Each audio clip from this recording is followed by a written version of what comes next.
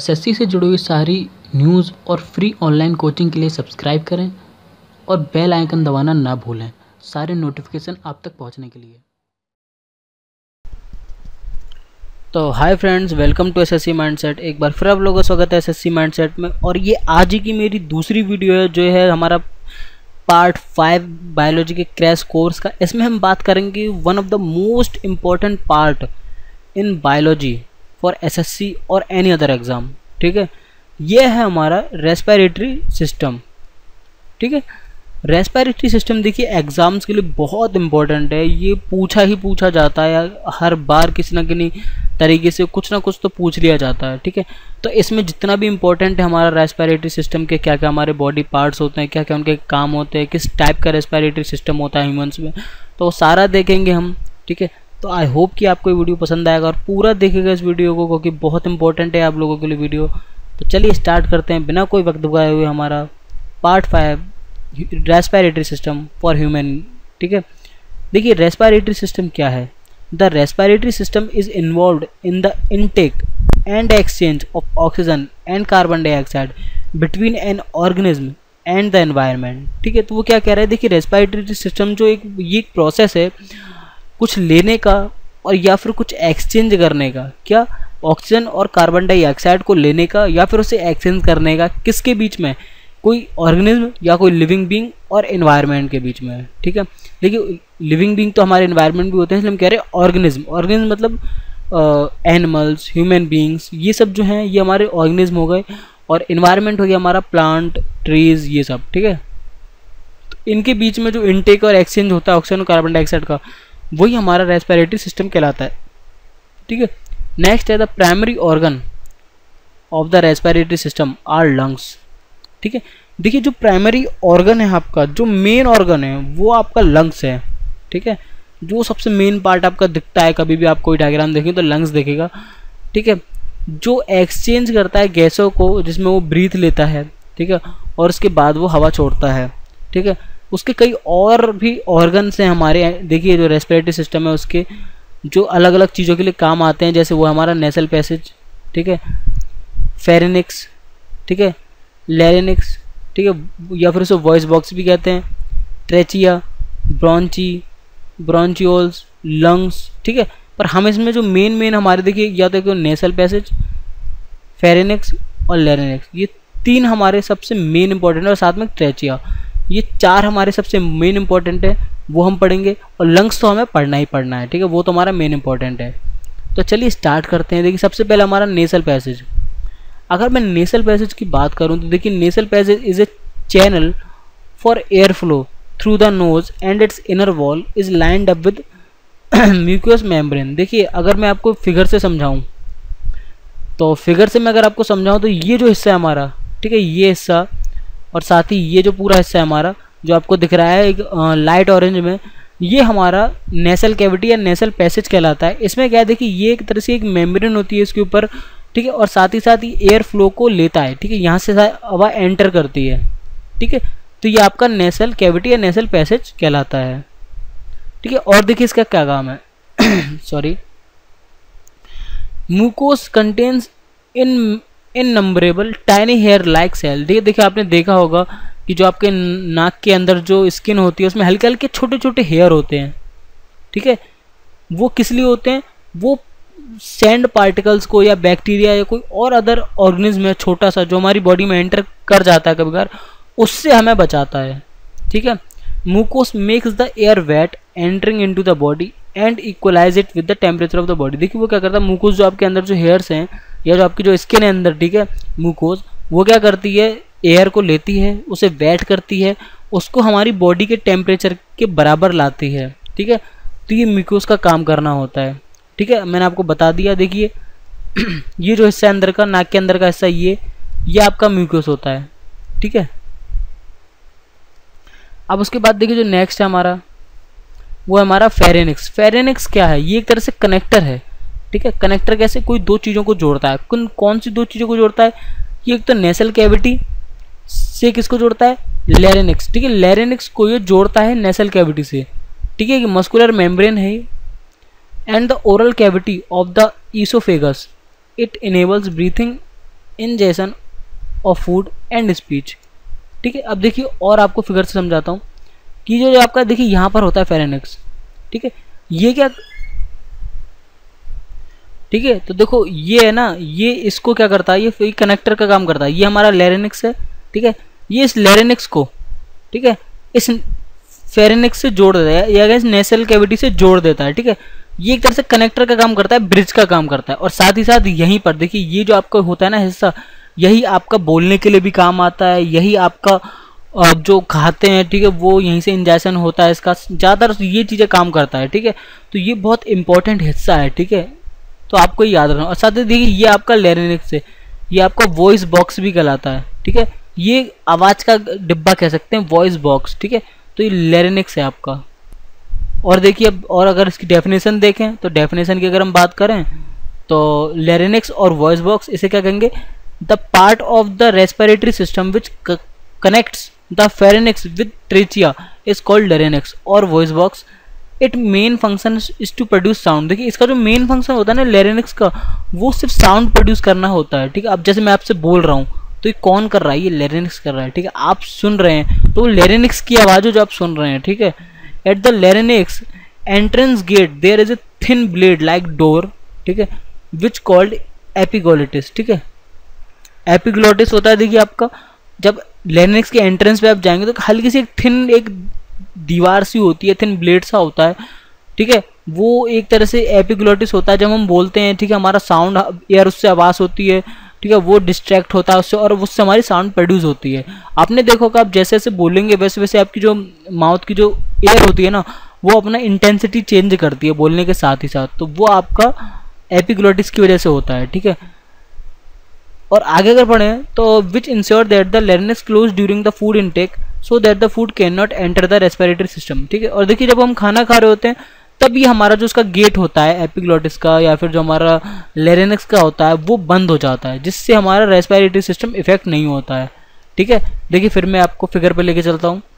तो अगर फिगर की बात करें, देखिए ये हमारा वॉइस बॉक्स होता है, यहीं से खाना जाता है। इसमें एक ब्लेड होता है, एक छोटा सा हिस्सा होता है लैरिंक्स का जो बंद हो जाता है और बाकी हमारा खाना आगे निकल जाता है, जिससे क्या है हमारा जो भी फूड होता है ना वो इफेक्ट नहीं करता है। ठीक है, और ये क्या है फेरेनिक्स और जो आपका ट्रेचिया है, ट्रेचिया देखिए ये हिस्सा है जो आपको दिख रहा है, ये लेयर सी दिख रही है, ये ट्रेचिया, इसको कनेक्ट करता है आपका लैरिंक्स।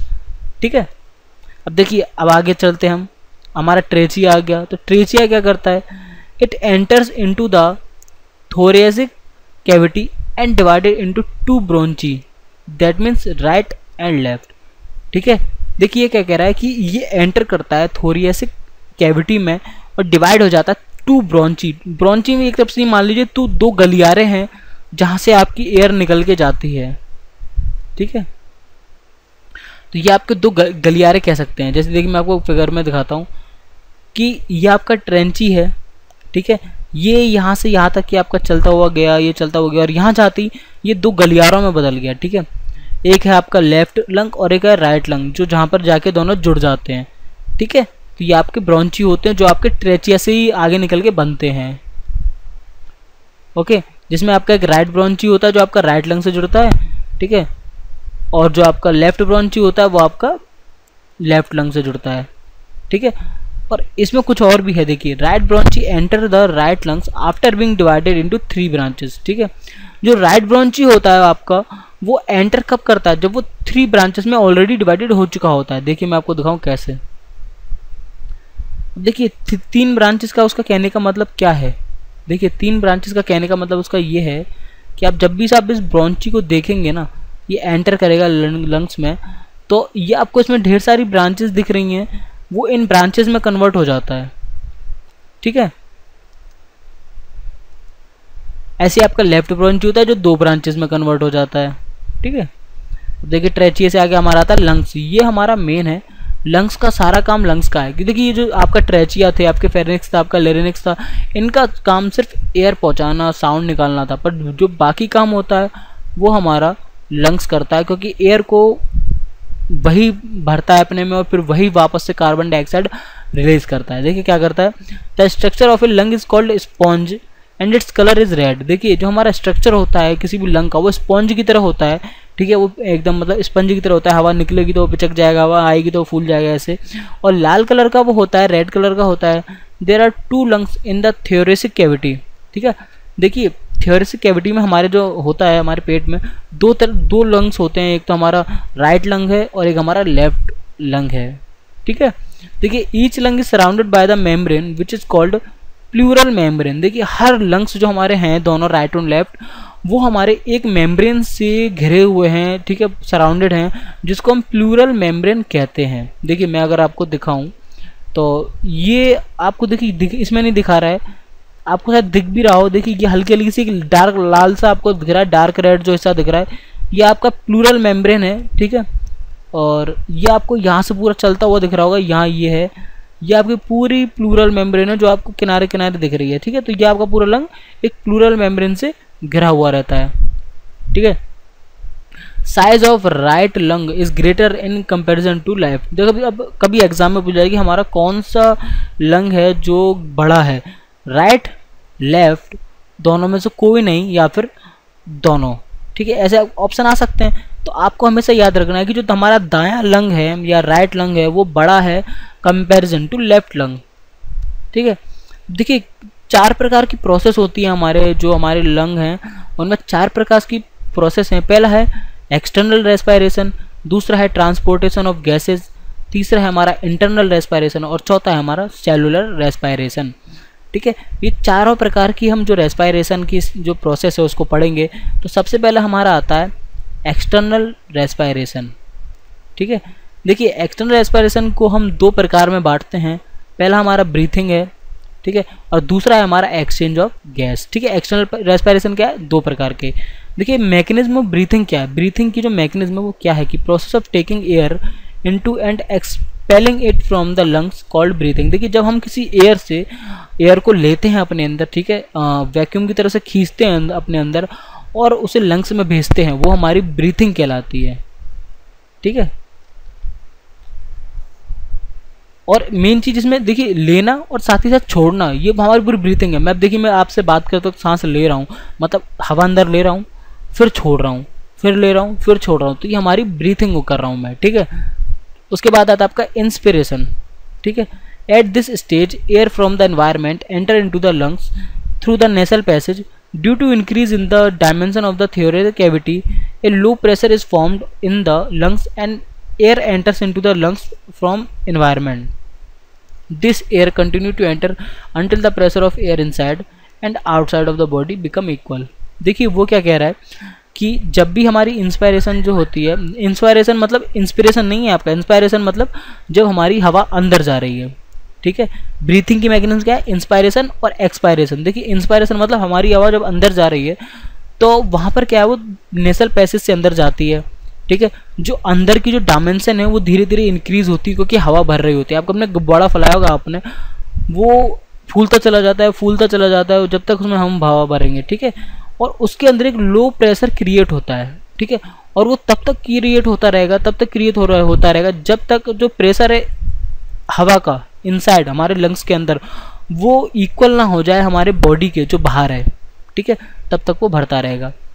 उसके बाद आता है हमारा expiration. In this process air comes out of the lungs. देखिए, और जो एक्सपायरेशन की प्रोसेस होती है इसमें हमारे जो लंग्स हैं वो हमारे शरीर से जो हमारी लंग्स में हवा है वो हमारे शरीर से बाहर आ जाती है या लंग्स से बाहर आ जाती है। ठीक है, उसके बाद आता है हमारा एक्सचेंज ऑफ गैसेस। देखिए एक्सचेंज ऑफ गैसेस की अगर बात करूँ तो the exchange of gases takes place inside the lungs. This gases exchange takes place on the basis of concentration gradient through the normal diffusion. ठीक है, अब देखिए वो क्या कह रहा है कि ये हमारा जो गैसेस का एक्सचेंज होता है वो लंग्स के अंदर ही होता है। ठीक है, this gases exchange take place on the basis of concentration gradient. अब concentration gradient through normal diffusion का मतलब क्या है आपको ये जानना जरूरी है। तो देखिए जो आपका कंसंट्रेशन ग्रेडियंट का मतलब है कि आपका किसी भी एक एरिया में आपकी जो एयर है उसमें कितने ज़्यादा पार्टिकल्स हैं, नंबर ऑफ पार्टिकल्स कितना है आपका, कंसंट्रेशन कितना है उन पार्टिकल्स का। ठीक है, और नॉर्मल डिफ्यूजन का मतलब जो कितनी कैपेसिटी जो आपका लंग्स है वो ट्रांसफ़र कर रहा है आपके लंग्स से इन्वायरमेंट में और इन्वायरमेंट से लंग्स में। ठीक है, उसके बाद आता है आपका the exchange of oxygen and carbon dioxide gases takes place due to their difference in partial pressure. देखिए जो एक्सचेंज होता है आपका ऑक्सीजन का और कार्बन डाइऑक्साइड गैसेस का, ठीक है, वो होता है आपके लंग्स में। किस वजह से? उनके डिफरेंस में, जो उनका पार्शियल प्रेशर होता है उनके डिफरेंस की वजह से आपका जो ऑक्सीजन और कार्बन डाइऑक्साइड का जो एक्सचेंज है वो कंप्लीट होता है। क्यों? दोनों का पार्शियल प्रेशर अलग है, इसलिए हम जब ऑक्सीजन लेते हैं तो वो कार्बन डाइऑक्साइड से नहीं मिक्स होता और कार्बन डाइऑक्साइड अलग से हमारा बाहर निकल जाता है, ठीक है। उसके बाद आता है आपका ट्रांसपोर्टेशन ऑफ गैसेस। देखिए ट्रांसपोर्टेशन की बात करें तो ये आपका देखिए क्या होता है, the process of transportation of oxygen from lungs to the cells and transportation of carbon dioxide from cells to lungs is called transportation of gases. देखिए ट्रांसपोर्टेशन क्या कह रहा है, देखिए हमारे जो बॉडी को पावर कहाँ से मिलती है, जब हम सांस लेते हैं, ब्रीथ करते हैं, हवा अंदर जाती है, इंस्पायरेशन होता है, उसमें से ऑक्सीजन निकलता है जो हमारे सेल्स तक पहुँचता है, ठीक है, फिर वो सेल्स हमारे शरीर में जाते हैं, ब्लड्स में जाते हैं, फिर वहाँ से हमें एनर्जी मिलती है, तो वही आपका ट्रांसपोर्टेशन ऑफ गैस कहलाता है। कैसे?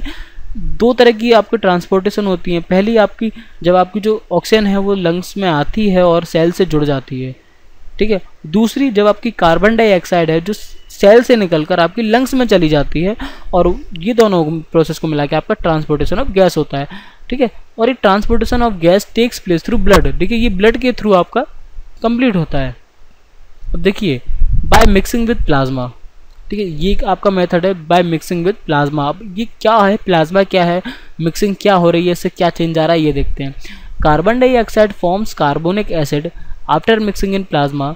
Transportation of 7% carbon dioxide take place in the form. देखिए जब हमारा कोई कार्बन डाइऑक्साइड के साथ कार्बोनिक एसिड मिक्स हो जाता है तो हमारा प्लाज्मा बन जाता है, ठीक है।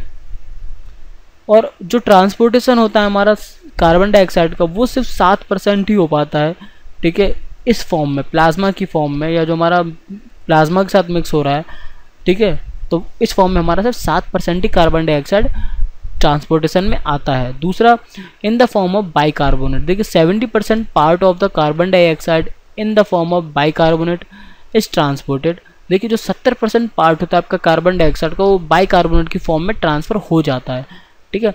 It mixes with the potassium and sodium of blood and forms potassium bicarbonate and sodium bicarbonate, ठीक है। तो ये क्यों होता है? क्योंकि पोटेशियम और सोडियम से मिलकर पोटेशियम बाइकार्बोनेट और सोडियम बाइकार्बोनेट बनाता है, जिससे 70% आपका जो बाइकार्बोनेट है वो ट्रांसफर हो जाता है। थर्ड है आपका इंटरनल रेस्पायरेशन। देखिए इंटरनल रेस्पायरेशन क्या है आपका, inside the body gaseous exchange take place between the blood and tissues fluid which is called internal respiration। देखिए वो क्या कह रहा है, जब आपकी बॉडी के अंदर इनसाइड द बॉडी जो आपकी गैस होती हैं वो एक्सचेंज होती हैं, कब? ब्लड से टिश्यूज़ के बीच में, ठीक है, तो वो आपका इंटरनल रेस्पायरेशन कहलाता है।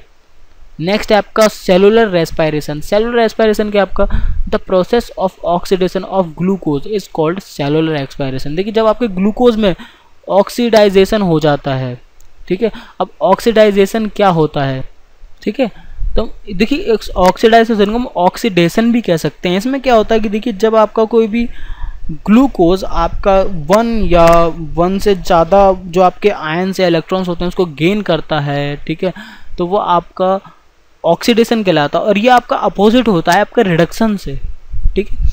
तो ये आपके होते हैं सेलुलर रेस्पायरेशन। अब देखिए सेलुलर रेस्पायरेशन की अगर मैं बात करूँ तो इसके टाइप ऑफ रेस्पायरेशन भी होते हैं।